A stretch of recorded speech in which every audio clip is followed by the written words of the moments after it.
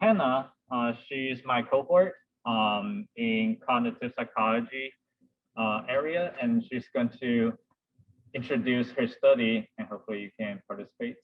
Yeah. You want to come here so that the online students can see as well. So is that here? Yeah. Oh, okay. All right, so howdy. My name is Hannah. I'm a fifth-year graduate student working with Dr. Anderson. I don't know if you guys know him or not. Yeah, Dr. Anderson teaches, I think he usually teaches perception and sensation and perception, or perception and sensation, whatever. Not in our psychology major. Okay, sorry about that. Yeah. So I study attention. So specifically how positive and negative outcomes influence how you perceive sensory information such as visual images and sounds. So by positive and negative outcomes, so positive and negative outcomes, for example, it could we have a whole range of things, from monetary gains. So we pay you every time you do something correctly. Sometimes we give you apple juice, something sweet. And examples of what aversive outcomes, something punishment related. We take away, whatever you've earned so far in the task. So monetary loss. We also give you salty water, and sometimes we can even shock you. I know that sounds kind of cruel, but we adjust the intensity of it, so it's not going to kill you or anything. It just feels unpleasant. Yeah. Right. So that's what we study. So I study how positive and negative outcomes influence how you perceive sensory information, such as visual images and sounds. And then I am here today, so because I wanted you guys to participate in my study, please. Yeah. So the study involves doing computerized tasks. So basically, it really depends on which study you sign up for. But most things include pressing buttons in response to what's on the screen. Yeah, and then you're gonna get money or shock, again, depending on what kind of study you sign up for. Depending on your performance, okay? So yeah, to be eligible for my studies, you have to be between 18 and 35. You speak English, you have normal or corrected to normal vision, you have normal color vision. Yeah, if you meet all those criteria, then you are very welcome to participate in our study. We do pay you, I'm sorry, do you guys have 107 credits? Sonar studies? We do you guys do? Okay. We do. Do you pay them or not? We pay you in monetary, yeah. We don't give out credits. Sorry, yeah, we just give you money. Yeah. So if you are interested, yeah, please send us an email at I was expecting actually a whiteboard so I can write down. Yeah. You know what? I'll ask Juan to send out an email address to you guys so you can reply to that email, okay? Please consider participating in the study. For example, one of the things that I'm doing right now, especially if you haven't had a chance to get away during the spring break, we have casino right down at the HEAP laboratory. You're gonna press buttons to try to make points, earn as much points as possible, and then we're gonna translate that to monetary compensation at the end. All right, so yeah. So does it depend on their performance? Yeah. Okay. So it's kind of similar to gambling, but yeah. Yeah. So yeah. What? How about I'll also provide 1 extra credit if you participate in the study and you get proof and you get 1 extra credit to your total grade. Sold. Okay. All right. Woo! Anything in extra points? It sounds great to me. The greatest professor, yeah, here at TEMU. Okay, all right, okay. So I'll then let him send out the email address to you guys. You can do that, right? Yeah. To all the class. So online kids, if you're in town, you have nothing to do, you want extra credit and some cash. Not cash, we pay in forms of checks, so sorry, But if you have free time, you need credit, you need money, come see me, please, okay? Please email me, okay? All right, thank you. Sounds like All right. Okay. Okay. All right, You can yeah. just send me the information. I'll forward that. Yeah. I'll do that. Okay. Okay. Sweet. All right. Thank you. No problem. Sounds like playing a video game. Have fun. Thank you. Thank you. Okay. All right, so today's class is not going to be too long, hopefully. If you guys want to discuss, we can take the whole class. But if you guys don't feel like discussing, I'll just move forward. Let me set up the camera really quick. Honestly, today's topic is pretty interesting. We talk about intelligence and kind of go into race, ethnicity. So I think it's pretty interesting. But we'll see how the class goes. All right. Okay. No priming today.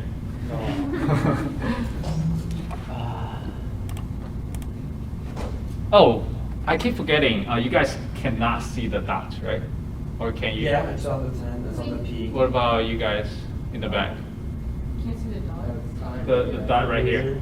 Yeah, the laser I dot. see that. Okay, good. Because sometimes when I was pointing at things, if you guys don't know. Crazy, I'm like, Okay, just making sure. Otherwise, it's gonna be useless. I was like. You're being a big long ruler. Okay, so announcements. Your assignment 2 is due next week on Monday, and your exam 2 is on Wednesday, and no quiz this week. So make sure you spend the time to study. If you haven't finished your assignment 2, make sure you work on that. What's the date for, it's not 10:30, right? Oh wait, okay. 10:30, right? Cool. I got this done like in like at 2 o'clock in the morning. I was confused. Okay, it should be 3:31. Yeah. Okay. All that covered. Very cool. Okay, so agenda, we're going to talk about theories of intelligence and the influence on intelligence. So what might influence our intelligence, okay? Also, for online students, because I can't see the chats, again, just unmute yourself. If you cannot hear me, let me know. Actually, I'm going to hold this mic so you guys can hear me. All right. I think this should sound better to online students, right? Yes or no? So you want me to log into the Zoom just to have it pull out and like? It's kind of hard to tell because I'm in person as well, right? Because does that make sense? Oh, you have headphones. And also like to keep on. Okay. with- All right. If you want to do that, help me monitor. Yeah, I'll- Okay. Pay attention to class though. I will. All right. Thank you. So, quick question: is intelligence one or multiple abilities? What do you guys think? Multiple. Okay, so you guys agree intelligence is not just one ability, right? Okay, it's pretty consistent. So Charles Spearman, he's an English psychologist. So he created this G-factor or two-factor theory. He suggests that we have this general intelligence or cognitive ability underlying all intellectual abilities, and he called it the G. So he suggests that people's cognitive ability tests should positively correlate, such as reasoning and problem solving. At the time, he was not using tests. He just had this theory. Okay? So he thinks that people are smart in this area. The person should be smart in other areas as well. And S stands for specific intelligence that account for specific abilities, such as memory, attention, vocabulary, and etc. So in Spearman's theory, all of the specific intelligence is under the general intelligence, and they should be correlated and positive correlated. Do you think this makes sense? Maybe? The second one makes more sense, more like it's specific, that like if you're good at one thing, you should be good at another thing that Mhm. that that part really doesn't like hold its strength. Okay. Does this change your opinion that intelligence is one ability or multiple abilities? It doesn't change, or it does? Okay. All right. All right. Okay. So next, let's take a look at this theory. It's called the psychometric theory, developed by L.L. Thurstone. So he thinks that intelligence is a composite of abilities measured by mental tests. So he doesn't agree with Spearman. So for example, he thinks that performance on a series of tests might represent a weighted composite of number, reasoning, and memory abilities. So this sounds like similar to Spearman. I'm going to show you why. So he developed those tests. So he thinks that intelligence is quantifiable. But Spearman, he did not propose that because that was earlier, I think it's before they developed the test. However, Thurstone's findings kind of supported Spearman's theory. So he found that performance on one test is correlated with performance on other tests, usually for participants. Like, can you give like do you know any examples of like something like a test where one thing related with the other? So for example, do you remember some of the verbal questions that I showed you last time? Like reasoning, and you try to manipulate shapes and stuff. So they said that if you're good at one test, you should be good at other tests as well. Okay. All right. And then we have Cattell and Horn. So they have this multiple factor theory. So they think that G is not just one overall intelligence.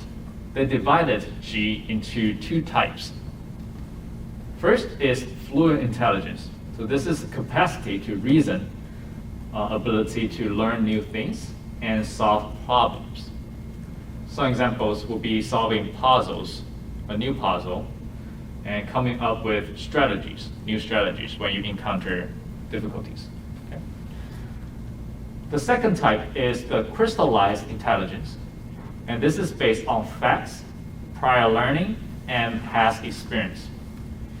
And this increases with age. And this is what people usually refer as wisdom. So it's not the fluid intelligence. We talked about that like in the first test. Okay, so some examples for crystal intelligence include knowledge, skills, etc.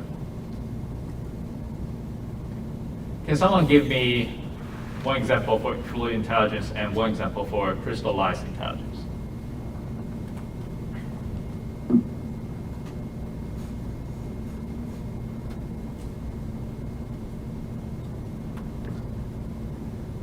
Do you need more examples from me to? Yes.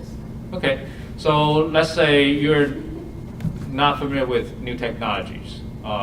You say you get a new phone, and it takes a while for you to figure out how to use it. So that would be fluid intelligence because it's a new thing, a new stimulus, and you need to figure out how to use it. Yes. I'm trying to learn how to solve a Rubik's Cube and it's taking some time. Does that count? Yes, so if this is the first time that you solve it, yes, that would be fluid intelligence. You're trying to solve a puzzle, right? But if you have practiced this enough, I don't know if you guys are good at Rubik's Cube. I have a friend that was like good. He was able to do a normal one, and then because he's able to figure that out, understand how it worked, he started doing those like the 5x5s and 6x6. Okay. And so like when he first learned the 4x4, I think it is, I could see it as being fluid. But when he's trying to apply that knowledge into like a 5x5 or 6x6, that could be crystallized intelligence. That will still be fluid intelligence. Really? Because it's a new object.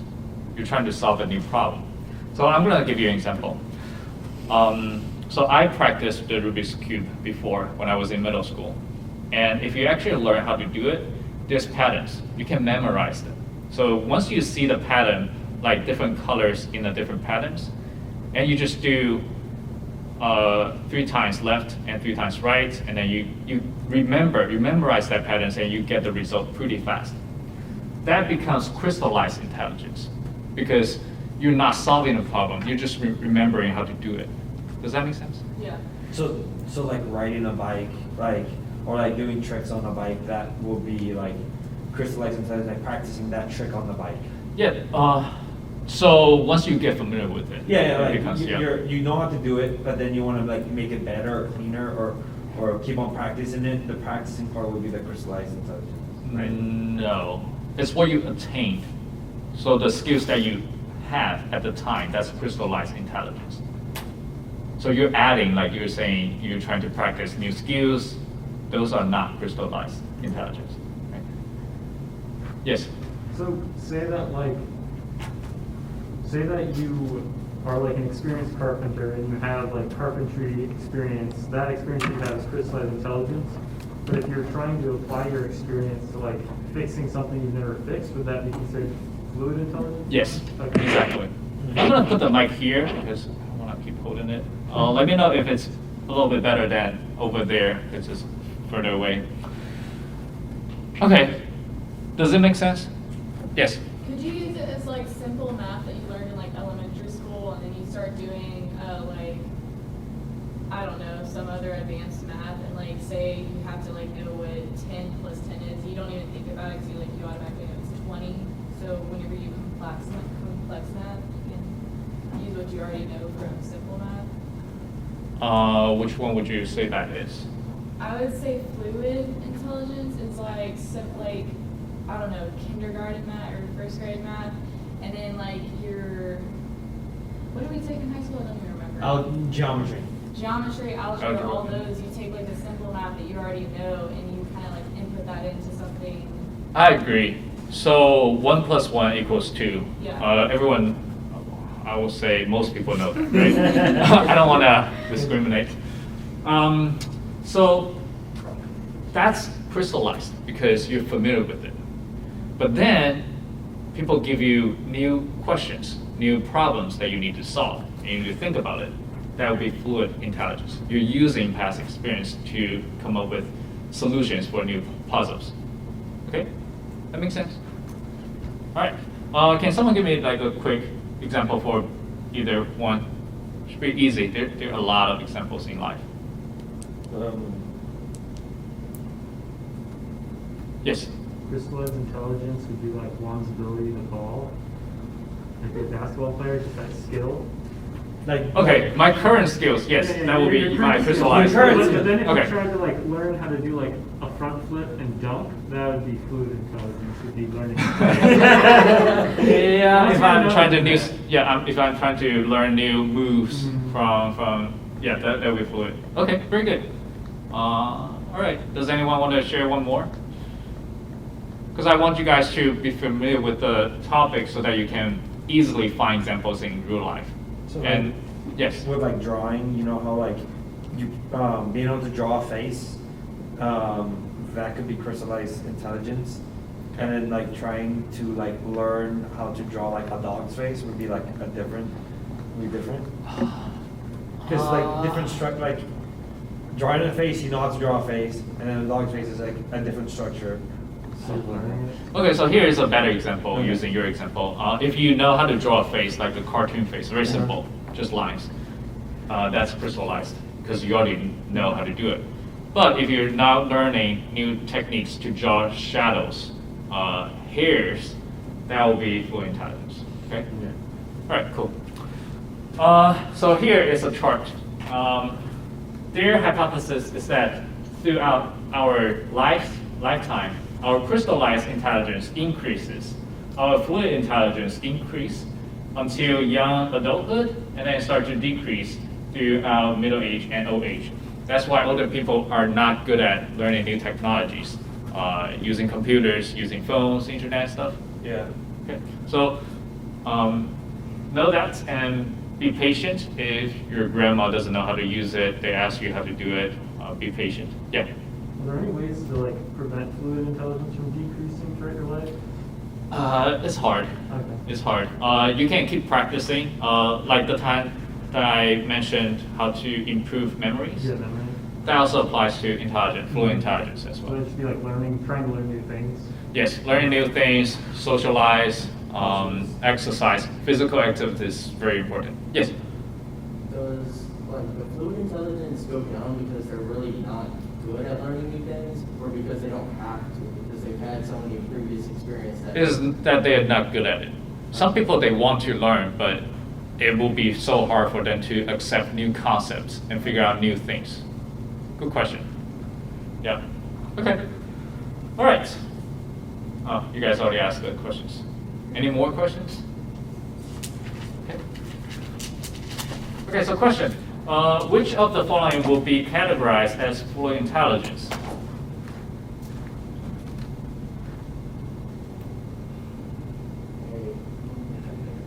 Okay. You guys all agree? Pretty obvious, right? A new theory. All right, if you want me to explain this, please let me know. If not, we'll move on forward. Okay. Okay, so how can intelligence be seen in daily life? Because what we just talked about is just tests, right? You just do tests on paper or on a computer. So Robert Sternberg, he proposed the triadic theory. So it means 3 types of intelligence. So he thinks that we have analytic, that's our traditional intelligence. And that refers to our abilities to take apart problems and see solutions. So like problem solving then? Kind of. So it's like the traditional intelligence that we just mentioned, like the previous ones. But he also thinks that creativity is also an intelligence. So that's the abilities to find new ways to solving a problem, such as creating art, music, and etc. Also, the practical intelligence is usually what people say as street smarts, is your ability to adapt to the new environment. And shaping is the ability to change the environment to better suit one's need. So they're a little bit different, right? One is adaptation, you're adapting to the environment, and one is shaping, you're changing the environment to adapt you. Okay. So let's say humans, they cut down tons of trees to build their own places. Which one is it? Shaping or adaptation? Okay, very good. Shaping. If, let's say, humans, they go to a jungles, they use whatever there is in the jungle and they make a living, which one is it? Adaptation. Okay, very good. Everything makes sense, right? All right. So shaping is changing the environment to meet your needs, right? Yes. Okay. And next, we have the multiple intelligence theory developed by Howard Gardner. So he suggests that there are 8 semi-independent intelligence, and people have multiple intelligence. That's what you guys agreed with at the beginning, right?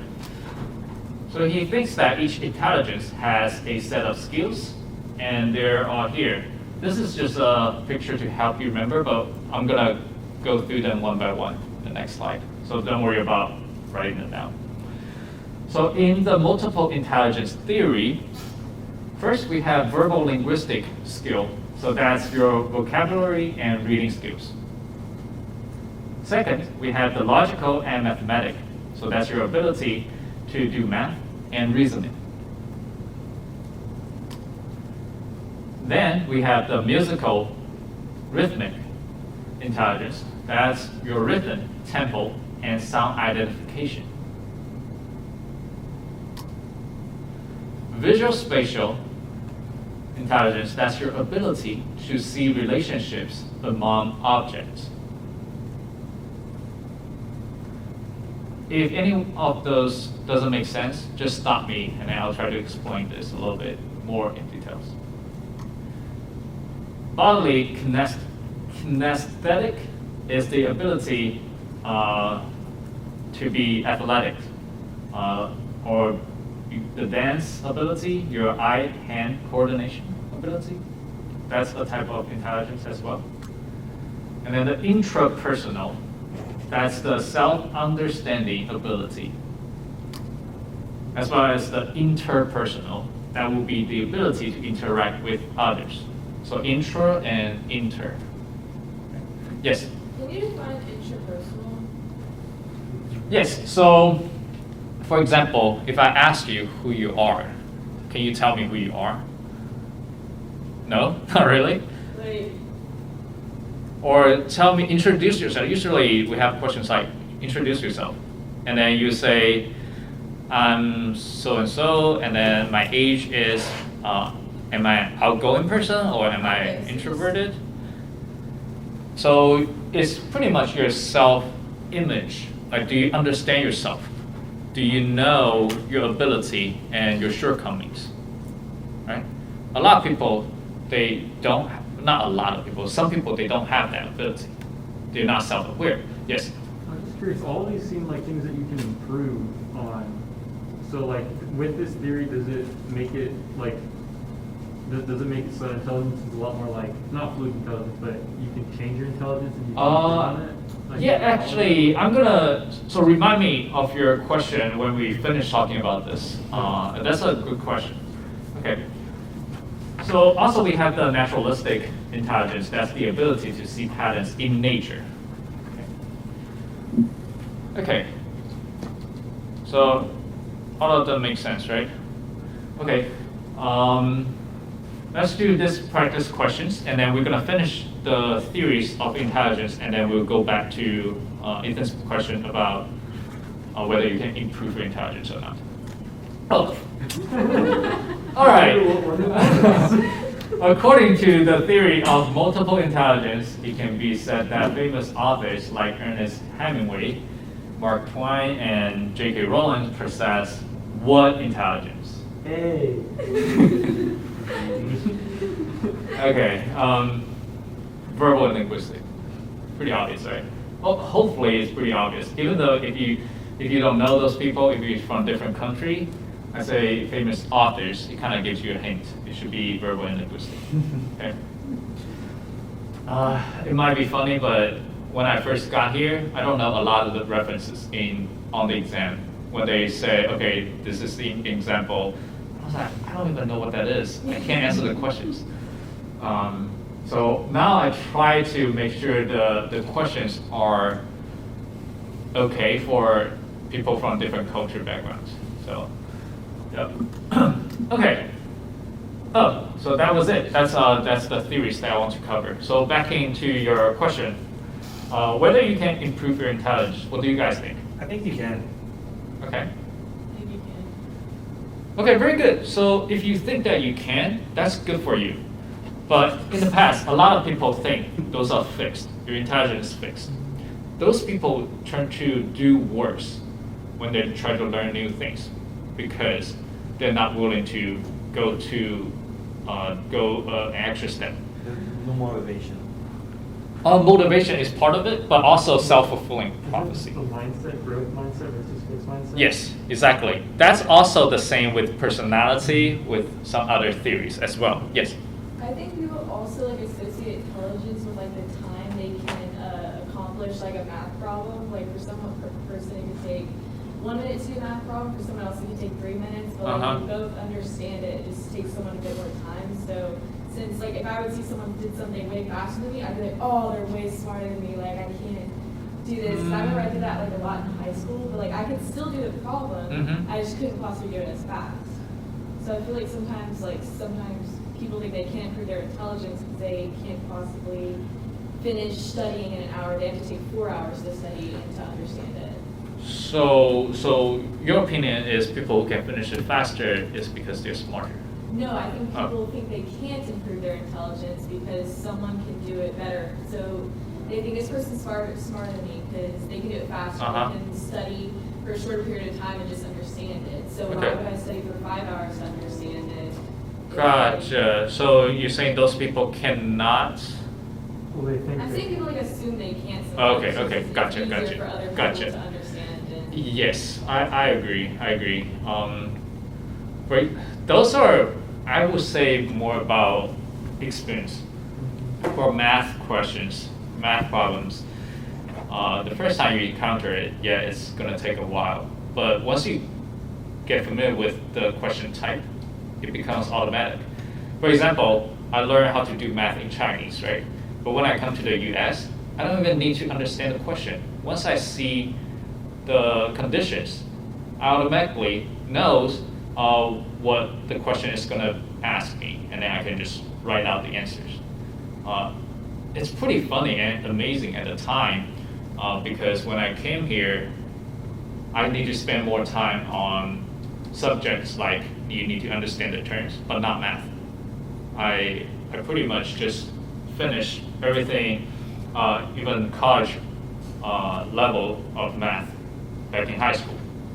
And I don't think that I'm smarter, I'm more intelligent. It's just that I got exposed to them more frequently. I had a lot of practices. Okay. Very good, very good. Okay. So other intelligence. So creative intelligence. The traditional intelligence test can't really test this. So you can't really quantify your creativity, right? You haven't heard that my creativity is 100 or 120, but you heard my IQ is 100 or something like that, right? So Sternberg, remember the guy who developed the three intelligence, creative, traditional, and practical. So he thinks that there are 5 main components of creativity. One is expertise, so you need to have knowledge to be creative. Second is your imaginative thinking ability. That's seeing things in new ways, recognize patterns, and make connections. Oh, you don't need to write this down. It's not going to be on your exam. Just try to understand this. I think this is more useful in live situations than memorize it for the exam. And then we have venturesome personality. You need to be willing to seek new experience and tolerate risk to be creative. And intrinsic motivation. You need to be driven by your own interest. It's not someone else to push you to be creative, right? And lastly is a creative environment. This is very important. You're more likely to be creative in an educational setting than, let's say, like a lecture setting. So this is an example. If I just tell you everything, I'm not asking you questions. I'm not asking you to discuss situations. That would be lecturing, right? Right now, I'm trying to engage, and I want you to be creative. You're more likely to be creative in this kind of settings than you're just receiving information, right? Okay. So those are some components that can help or harm your creativity. You can use that in your real life situations. And then we have emotional intelligence. The perceiving emotions is the ability to recognize emotions in faces, body languages, or even in music, films, and stories. Understanding emotions, that would be the ability to predict them and how they might change. Yes? But what about, like, I know there's people that can read, like, social, like, cues, and which social cues also lead to, like, emotional cues. What about those people that are, like, that have those disabilities? That they really can't read a person's, like, what they're, like, how they act because of, like, issues. So you could say that they have disabilities in that areas, or you can also say they have low emotional intelligence. For example, if you have reading, it's kind of hard to define it. Like, how do you categorize that? Let's say if you have reading disabilities, is that you have lower IQ or you just have difficulties with that? Okay. But once you take the test, it shows that you have lower IQ if you have reading disability, but how do we define that?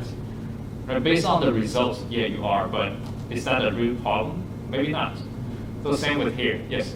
So with like sociopathy or like things like that, would you consider those people to have low emotional intelligence, or is it caused by like a separate disorder, like them being So we don't know the cause or results, but I wouldn't even say they have low emotional intelligence. They might have none emotional intelligence. Our theory is that for those people, they are conditioned to respond according to facial features. It's not they understand or they can perceive emotions. It's just that they learn. Okay. It's like Pavlov's dogs. Alright. We'll talk about sociopath and psychopath later when we talk about disorders. And then lastly is managing emotions. This is the ability to know how to appropriately express yourself or control yourself in different situations. So those will be under emotion intelligence. Okay. Any questions? Okay. Next, we are going to talk about the influence on intelligence. And this is the interesting part, in my opinion. So here's the normal curve. And we think that for most people, 68% of people will range between 85 to 115, the IQ scores. So if you're in this range, you are most people. And then we have 70 to 130, that's 95% of the population. Okay? And then go to, if you have lower than 70 or 55, or if you're above 130, it means that you're at the extreme of on the scale. So you're pretty much like outliers. Okay, so that's the normal curve. Okay, that makes sense? All right. So what can influence intelligence? So we know genetics, it can influence intelligence. About 57 to 86% of the variability of an IQ score for a group can be attributed to heredity. We know this from twin studies. So what we found is that for identical twins, they're reared together, their IQ scores is really correlated and positive correlated. It's almost 90%. And then for identical twins, they grew up in different environments. It's still pretty high, around 70%. And then we have non-identical twins. They race together. Their correlation is about 60%. So it's definitely lower than identical twins. Doesn't matter if they are growing up together or not. And then you get the idea. So the siblings reared together will be around 50% or 45%. And then siblings reared apart, it's even lower. Unrelated children reared together, it's a little bit higher, so we can see that environment can make a change in intelligence. And then unrelated children reared apart has the lowest correlation. Okay. So you know genetics has impact on intelligence. So twin studies, they could have problems or limitations. Can you think of any problems or limitations that can raise from twin studies? Yes? Could their personalities like influence it? Because like one could be more, I don't know, like rebel more, and the other could be more of like want to please the parents, so they'll do better in school, try harder, and the other one could just not try as hard, or like. It's possible, but it could be the other way around. Let's say their intelligence determines how they get treated. That might influence their personality. Right? So there could be correlations. Okay. Right, I'm gonna just tell you what they are. So confirmation bias, remember that? Okay, I'm gonna show you specific examples how confirmation bias can play a role here. And then ethical issues. Have you guys seen this documentary, Three Identical Strangers? No? Oh yeah. Yeah? The triplets, they're separate. Yep. Yep. Okay, so I've seen the poster for that. cool. This is a pretty cool documentary, and it's pretty realistic, I would say. I'm gonna show you the trailer and you'll get the idea what it looks like and what kind of problems can you raise. I wouldn't believe the story if someone else were telling it, but Oh, sorry. it's true, every word of it.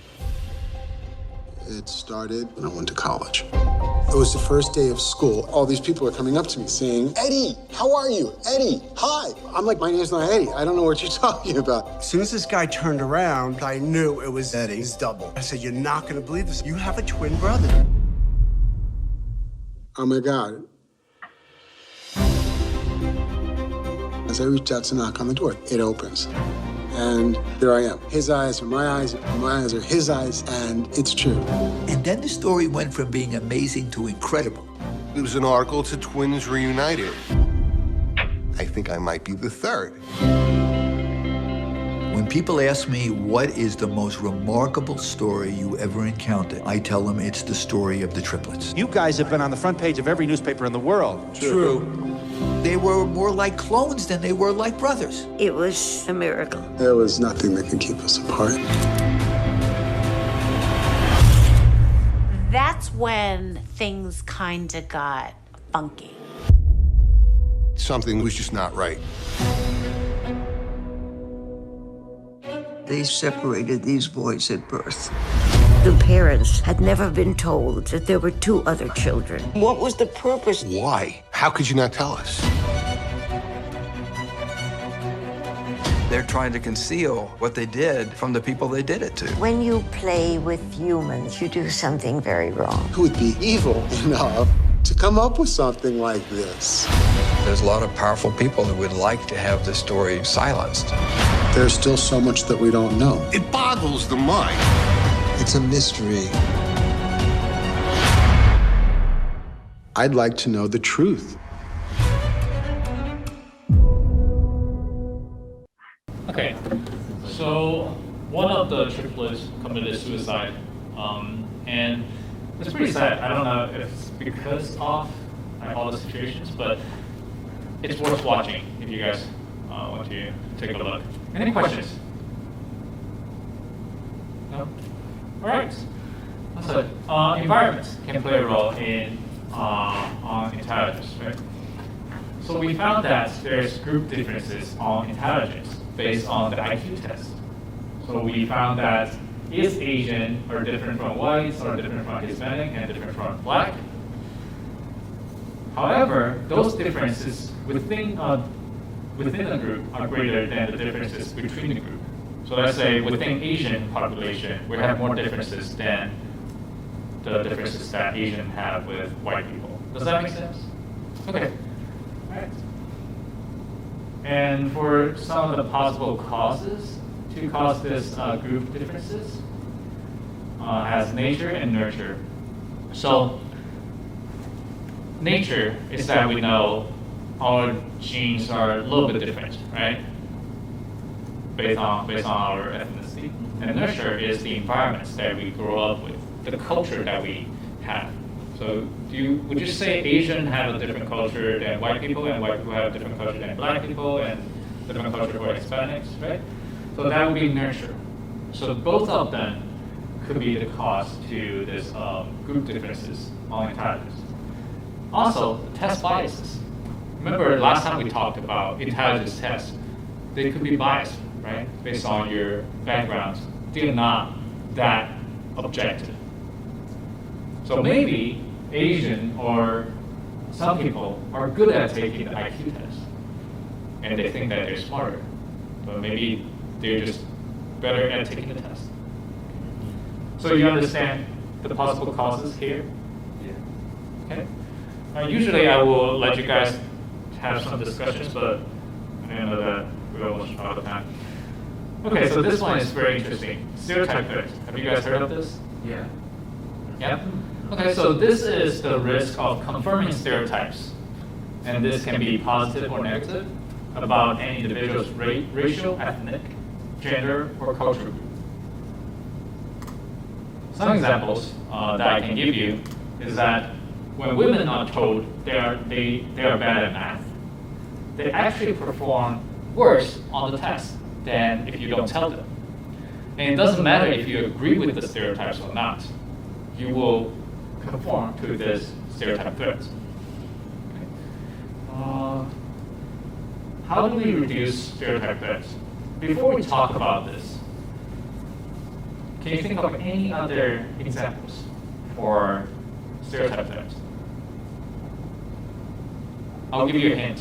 When you take SAT or ACT, do they ask you what ethnicity you are? Yeah. Okay. So what we found is that if you put those questions before the test, it actually influences people's performance based on their ethnicity. So I think nowadays they put those questions at the end.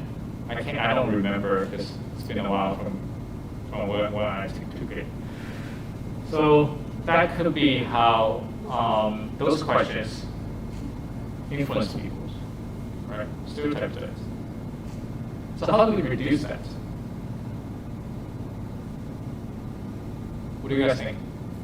Or just like stop asking the questions in general. Stop asking the questions? Instead of like Okay. telling people what they can and can't do, just stop doing it, like for like the woman example. So, wait, so stop asking questions or? Like stop telling them, like Stop telling them Yeah, about like- the stereotypes, right? yeah. Okay. Okay. I think we should take baby steps, right? First, we need to talk about this. If we don't talk about this, people don't know about it, right? And last time I was having a conversation with Bison is that what we found is the engineer professors here, they could be sexist and racist based on results. And that's not good on the school image, right? So we have a lot of obstacles to conduct studies like that. They don't want to collaborate with us. We're not allowed to test their attitudes on professors, on students. So first of all, I think we need to talk about this so that we can address the problems, right? And then secondly, we need to understand that we all have stereotypes. The problem is how do we reduce that? One of the best way is to interact with people from different groups. Let's say if you have stereotypes towards Asians, but you never encountered it, you will not know whether your stereotypes are accurate or not, right? So you need to interact with more people to get a better idea, better understanding of different cultures, different ethnicity. So those are some good ways to reduce stereotype threats. And then lastly, we have socioeconomic status, nutrients, education opportunities, etc. So those, and money, right? Those can all influence intelligence. Any questions? Can you go back real quick? Okay, if you don't have any questions, we have 1 minute. I'm going to tell you a fun story. It's a fun story, but kind of sad story too. So Carl Steele, he actually visited AN, I think 2 years ago. He was here to talk about stereotype threats, racial differences. So during his talk, one person came here. He was like, "I'm sorry, Dr. Steele, you have to go because your hotel room was overbooked by another family that's coming here to see the football game." So he didn't even finish his talk. He had to go back and pack his luggages and then he had to leave early. He wasn't happy at the time. We weren't happy because the people who were there for the speech is to try to learn how to make better educational environments for students, right? But the irony is they care more about football than the educational environment. Yeah. I was thinking it was so ridiculous that you would do that. But that's the reality. And you guys need to realize that and know some of the shortcomings of our school and make sure you can be one of the voices that to change that. Okay? And when we talk about stereotype threats, we're also going to talk about the 2%ers. and that's not good. That's not a good traditions here, because you're ostracizing other people. But we'll talk about that more later. And that's it for this class. And I'll see you guys on Monday. And I'll play Marcus, and then I'll let you guys know the results. All right. Thank you guys.